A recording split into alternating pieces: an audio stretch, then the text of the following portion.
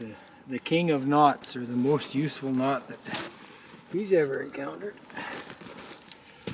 And once you start using it, you tend to use it for so many things.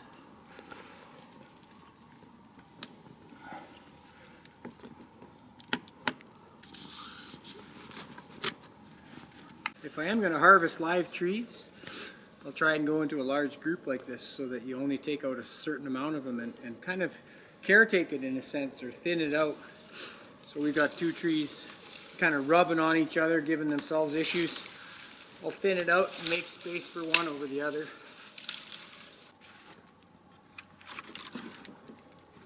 So we're going to build a bed out of cattails rather than spruce boughs. And because the cattails are long and slender, we don't want them to fall through. So I'm just putting a little bit of a lattice work on there to prevent that from happening. And then after this step, it's down to the lake for the cattails. I like using cattails because they pretty much are a renewable resource. They just continually keep growing up from shoots underneath the soil. And there's such an abundance of them. They're just everywhere.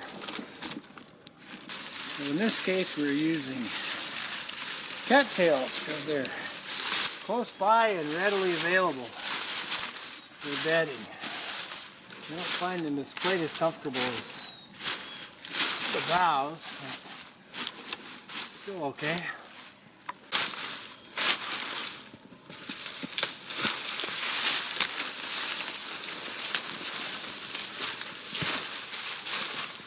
Oh, it definitely smells like mint.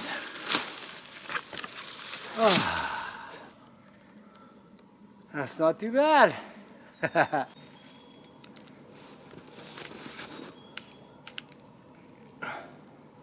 So we'll just put a ridgepole up to attach our plastic shelter to.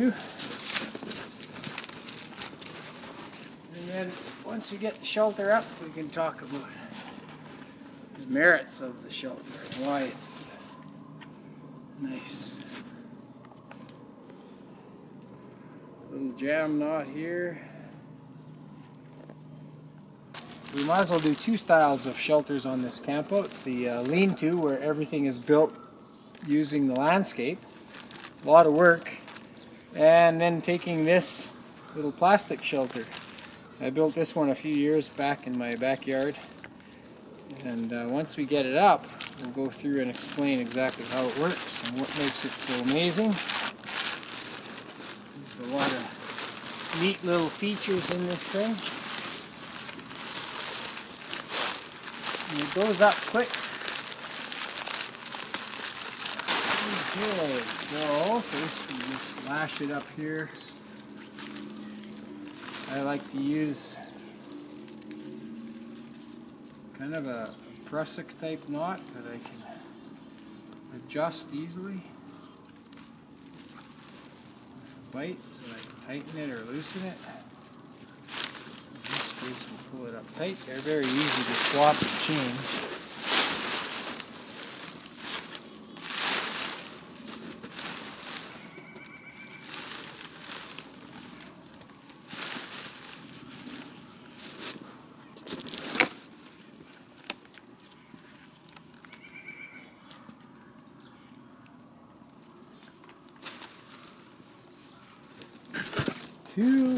One more knot there.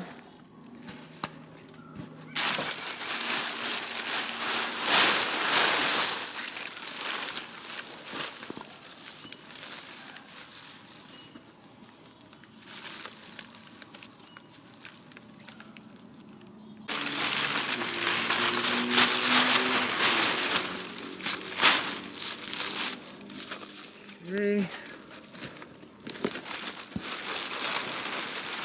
So what I'm seeing already is that the bed has to move back a little bit. And the nice thing about our bed is that that's really easy to do. We just pull it back.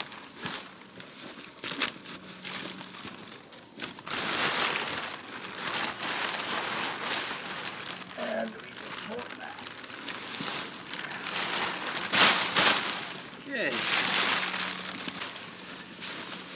this here, it should be okay just to anchor off some of these little saplings.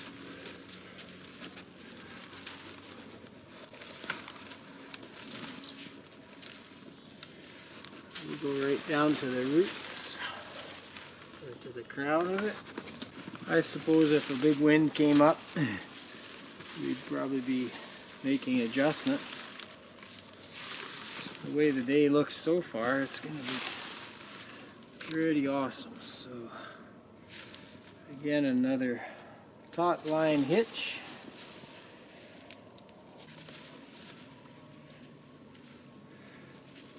So you might think, why not just bring a tent? Well, the reason for that is that this shelter, you don't need a sleeping bag. You still use the warmth of a fire to keep you warm. And here we have this, 2, and 3. We'll leave that one on a bite. Tighten it up a bit. Alright, so mostly it's done with just a few adjustments in the front. So we'll tighten this up a bit. Pull it forward. We'll tighten this one up a bit. Reposition this knot closer. 1, 2, 3, just like that. Cinch it a little closer. This one here, we'll cinch it closer.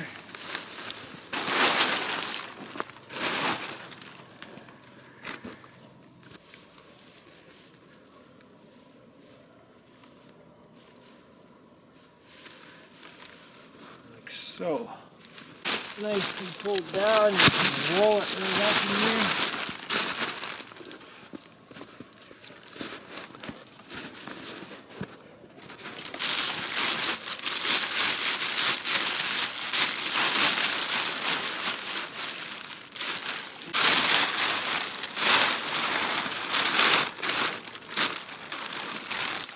So, the beauty of this shelter, you still have a fire going here, but the radiant heat from the fire will come along and hit the plastic. And just like in your house when you get a lot of sunshine shining on your home windows, the heat will actually penetrate through the plastic. And basically inside you're making a solar cooker or a bit of a heated up bubble. All the smoke stays out here so you don't get smoked out.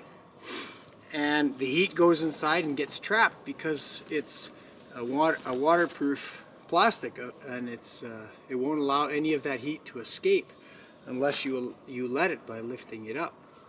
So you pull this down when you're ready to sleep. And because you're conserving so much heat inside that bubble, the size of your fire is considerably less than it is over here where you're heating so much space. In here you have a much more efficient, much smaller fire, much less wood is necessary to get through the night. So we'll lift it up and we'll just have a look inside.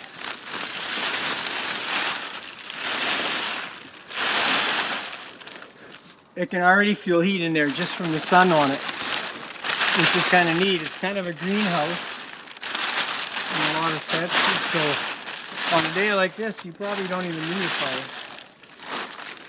So if we look inside, we've got our bed, and as well,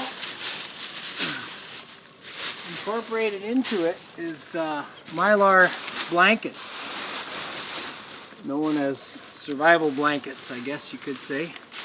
And again, we're adding to the solar cooker type effect of this, so the heat from the fire will come in, and on this angle the heat will actually hit that. I can feel it already just against my hand. It's likely the sun shining through from the back. I can feel that warmth, and already that little bit of fire, I can feel it. It's nice and hot right here. And because of the angle of it, it deflects it right back down onto you.